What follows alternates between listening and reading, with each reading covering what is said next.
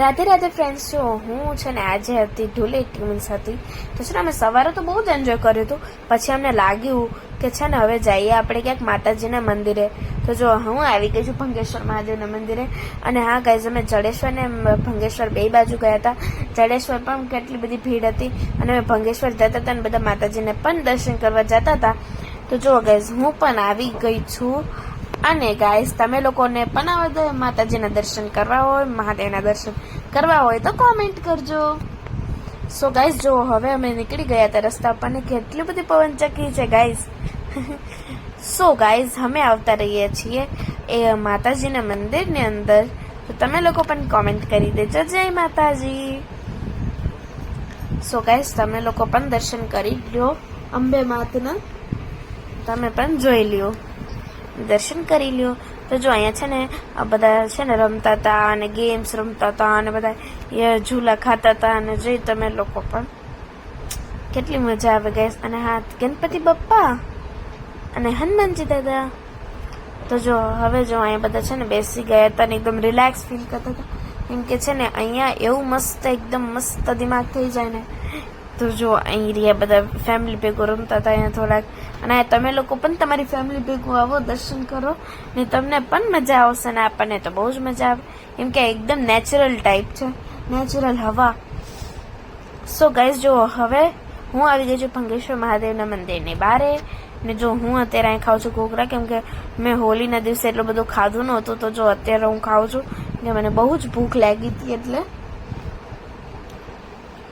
So guys, આઈ રહ્યું શ્રી ઓમ ભંગેશ્વર મહાદેવ નું મંદિર. તો તમે લોકો પણ કોમેન્ટ કરી દો હર હર મહાદેવ. તો જો આઈ રહ્યા મહાદેવજી, તો એમના કરી લઈએ આપણે દર્શન. પછી આઈ રહ્યા શ્રી રામજી, શ્રી રામચંદ્ર ભગવાનનું દરબાર. તો જો મેં પણ કરી લીધા એમના દર્શન, તમે લોકો પણ કરી લ્યો. ને ગાઈઝ, આજ છે સાચું ભંગેશ્વર મહાદેવ જે કહેવાય. તો ઈ રહ્યું શિવલિંગ. ને ગાઈઝ, જો રેકોર્ડિંગમાં થોડીક પ્રોબ્લેમ થઈ ગઈ છે પણ કંઈ વાંધો નહીં ગાઈઝ.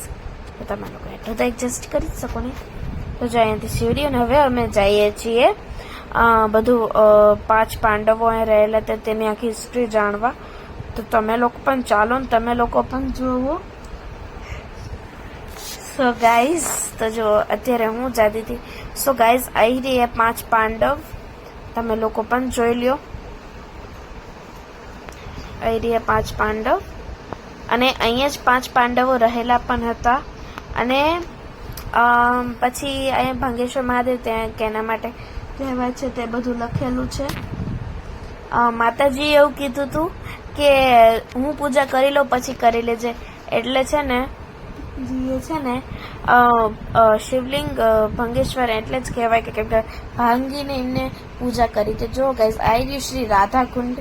તો જો એની અંદર મેં નાખી સિક્કો અને પછી મેં કરી લીધા દર્શન. સો ગાઈઝ, આવી રહ્યો વ્યૂ. વાવ, કેટલું મસ્ત વ્યૂ છે ગાઈઝ. તમે લોકો પણ કોમેન્ટ કરો કે કેટલું મસ્ત વ્યૂ છે ને, હે ને. સો ગાઈઝ, અમે અહીંયા જતા હતા અને જો આટલો મસ્ત વ્યૂ હતો યાર. તો જો હું અહીંયા કરતી હતી એ ટાઈમ પાસ. તો જો અહીંયા જો હું વ્યૂ જોતી હતી અને ખુલ્લી હવામાં છે ને હું શ્વાસ લેતી હતી. કેમ કે ગાઈઝ, મોરબીની હવા એટલે તમે તો જાણો જ છો ગાઈઝ, મોરબીથી દૂર છે એટલે. સો ગાઈઝ, હવે હું આવી ગઈ છું માતાજીના દર્શન કરવા. ઓકે, તો જો હું આરતી લઉં છું અને મેં લગાવી લીધો ચાંદલો. અને આ જોઈ લો તમે લોકો પણ માતાજીના દર્શન કરી લીધા. તો જો guys, so bye bye guys. Please like and share and subscribe for more videos. Bye bye.